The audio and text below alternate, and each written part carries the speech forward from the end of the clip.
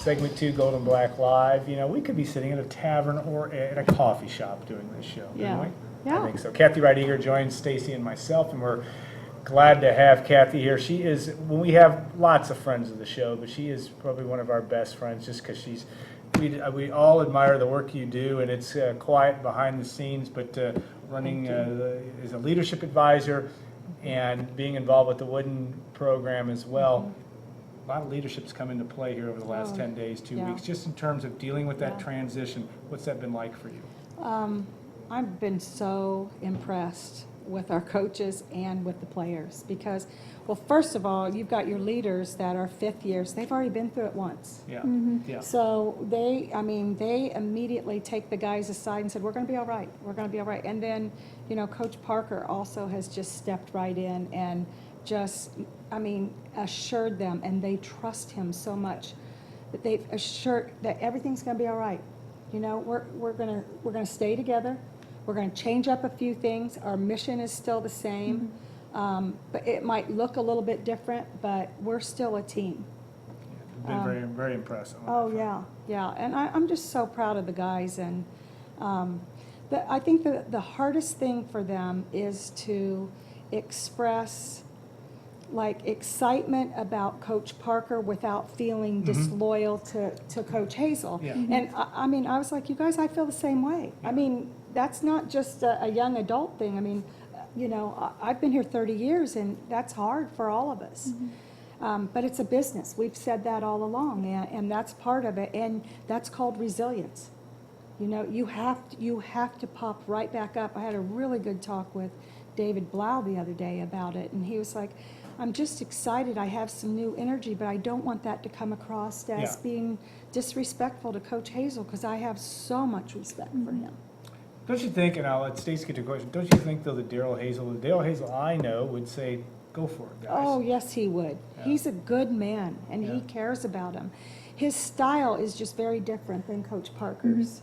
You know, I've done the disc on the disc assessment. I don't know if you know what that is, but we've done it on all the players and the coaches, and Coach Parker is 100% I. He loves to influence. He's super energetic. He's super optimistic. The guys kind of gravitate towards that. And a lot of our guys are C's. And the C's are kind of more of the introvert. And they like a leader that, will get them going and really inspire them. And I think that's why they gravitate towards Coach Parker a lot. I thought it was interesting. Jared on his radio show the other night said leadership is lonely. He's like, I didn't realize that until the last week and a half. And he's like, it's been hard. There are only certain people you can go to. Do you talk? Have you talked to him? Do you talk to the coaches? Kind of about. We're talking about the transition for the players, but it's obviously different for a guy like Jared Parker too. What I like to do with the coaches is because some of the coaches would want to talk, and some of them would go, "Get out of here," busy, But so what I always do is reach out with a note to start with. But I'm telling you, I sent him a note, and I don't know if he opened it and got right on the computer, but he was right back, and he was, and that's his style too, quick, but he was like. Thanks for seeing some of the difference. Thanks for saying some of this. And honestly, I will say one thing. This is my 30th year at Purdue, and I have never heard more people love their coach as they love Coach Parker. And that was before the coaching change. Yeah. They love him. Greg Phillips said something beautiful to me the other day. I'm so excited. And again, he said it. They all are so good about this. No disrespect to Coach Hazel at all. But I'm so excited my teammates get to play for a man like Coach Parker now. They get to experience. Gregory does at that position. Yeah.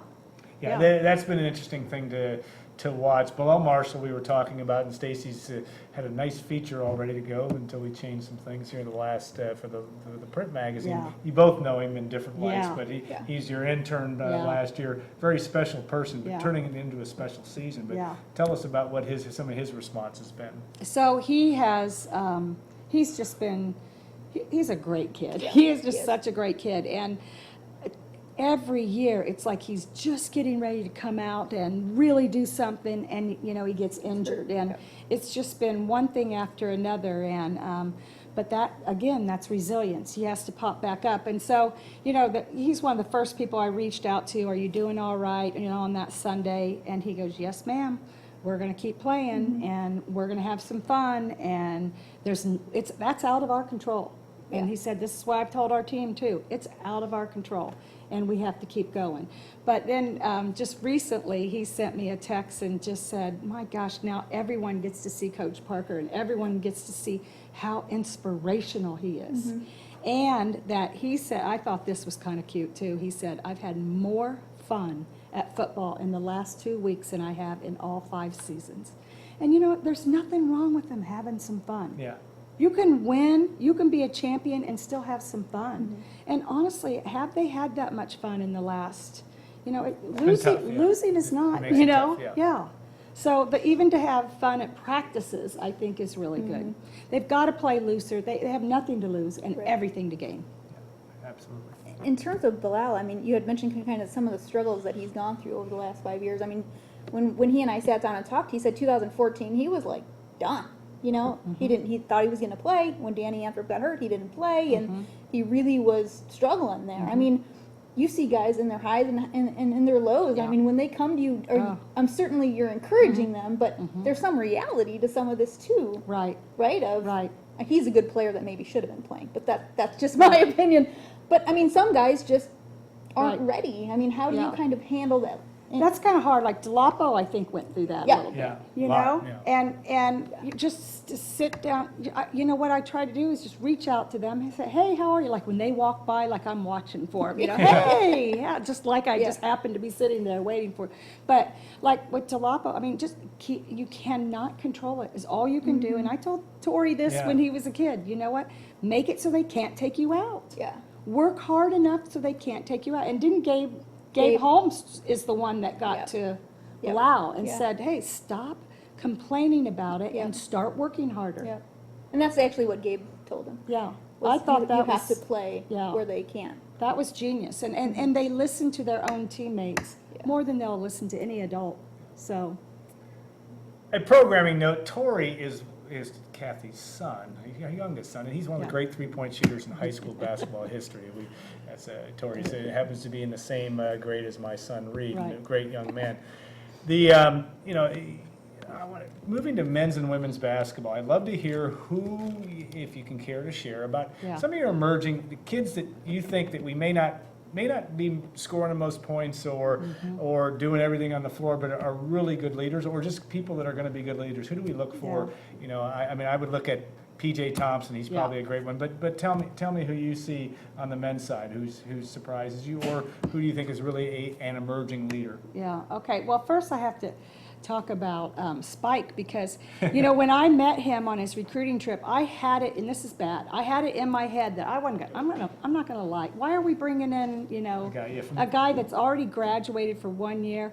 I was with him like 5 minutes, and I was like, oh, Spike, you got to come here. You got to come here. I mean, because he has some great leadership skills, and yet he's not an emerging leader. Yeah, he is a leader. But he could be a huge key piece to that group, because each one of them are getting better and better and better, but he's been there. He's seen it. He knows what it's like. He knows what it tastes like. I mean, he's kind of keeping them like kind of a glue, I think. So I really like him. I still think PJ is an amazing guy.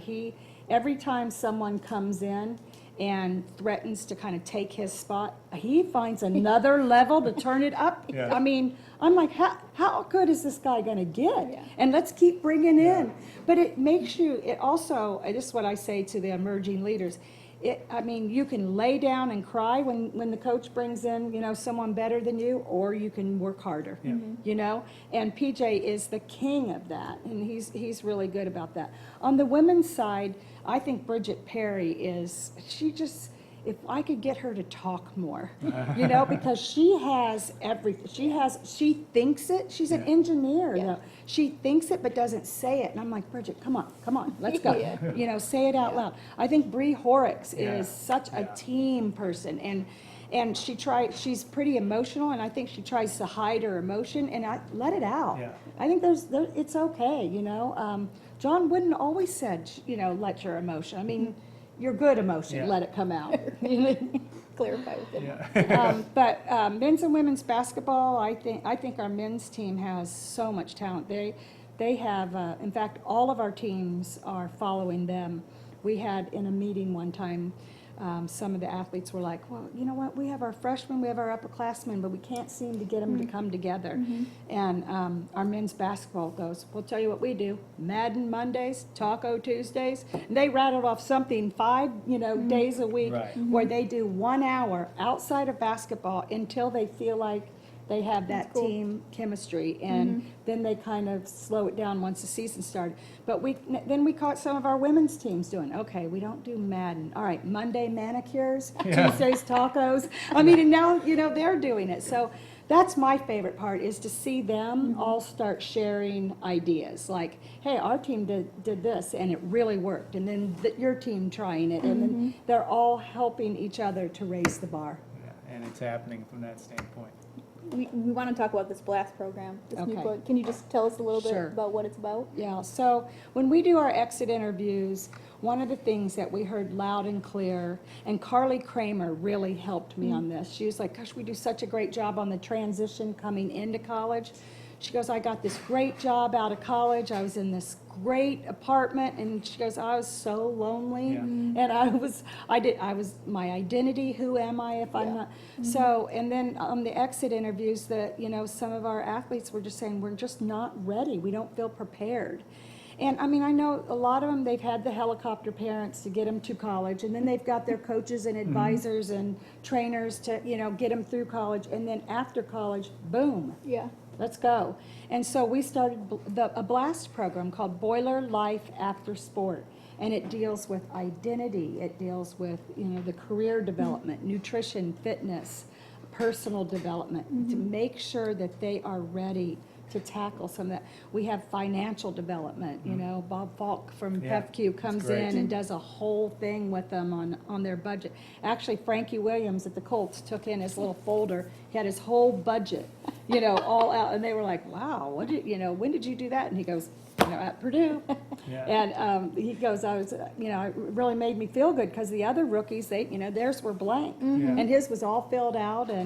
But I mean, those are some of those things that can really help make a difference after you get that degree and you go out. And it's got to be, for you, very satisfying to see some of those programs, because you've been there and Yeah. you've built it from the ground up. All right, Mike Babinski, your new boss, Yeah. and kind of seems to me, and again, I'm not saying anything about Morgan, because Morgan was great to work with as well, but a different personality, Yeah. and yet a guy that seems to be an energy guy. Yeah, he's different. He's different than Morgan. And again, no disrespect to Morgan. Good gosh, he's been my boss, for years and years, and I have all the respect in the world for him.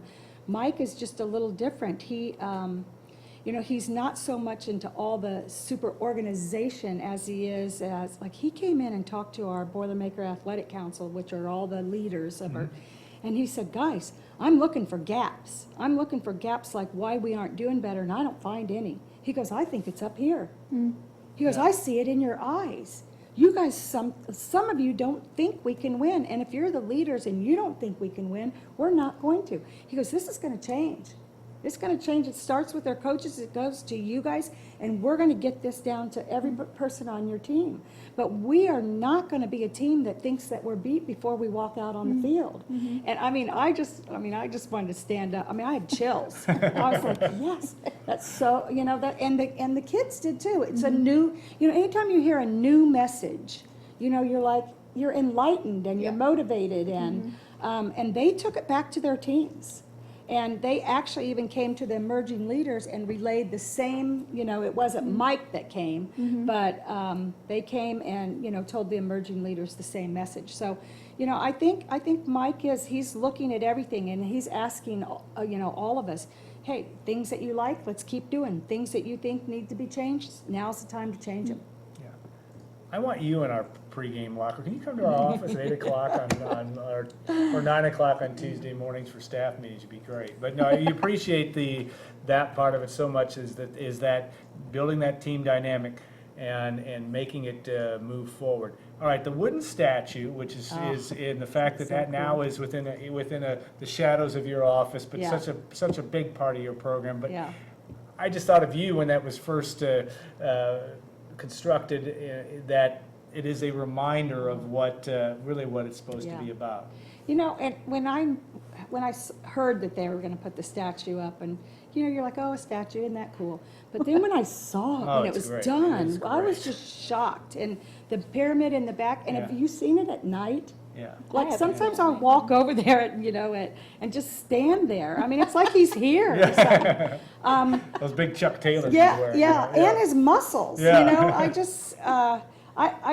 don't know, I think that it was a perfect location for it Yes. too. It's I'm like so the glad whole they put it there as building. opposed to Lambert, or where they were Yes. talking about. It was Yeah. like the building was designed for that statue to go right be in there. that spot. And I don't know, I think that I like that statue there because the kids need to keep learning about him. He's, you know, he's old enough that I just came from 2 recruits, they'd never heard of him. Mm-hmm. You know, most of their parents have, but a lot of the kids, unless you're from this area, a lot of people haven't heard. So I think it keeps his, you know, his memory alive, his, you know, all the characteristics. Those characteristics will never go out of fashion, out of style. You know, those 15 core values that he set, I mean, we have to keep implementing those into every single 500 of our student athletes every year. Well, this woman has recruits waiting for her, and we could put a whole show on this because it's my favorite topic by a long shot. We had our best show outside of this last 20 minutes at the foot of the wooden statue 3 weeks ago or 2 weeks ago with Coach Matt Painter and Vincent Edwards. A lot of fun doing that. Coach, thanks so much for the time today, and good Thanks luck for getting having back to all that you're about here, and there'll be a lot of exciting times ahead, I'm sure, for you. It's every moment is there's never a dull moment in this world from that standpoint. All right, we're going to come back for segment 3. Brian Newbert will join us. We'll talk coaching search and also some men's basketball. Obviously, just got back from availability as well, as both the men's and women's teams open up exhibition games next week, and that'll be something we'll be focusing on too. So we'll take a 2-minute break, come back for our final segment of Gold and Black Live.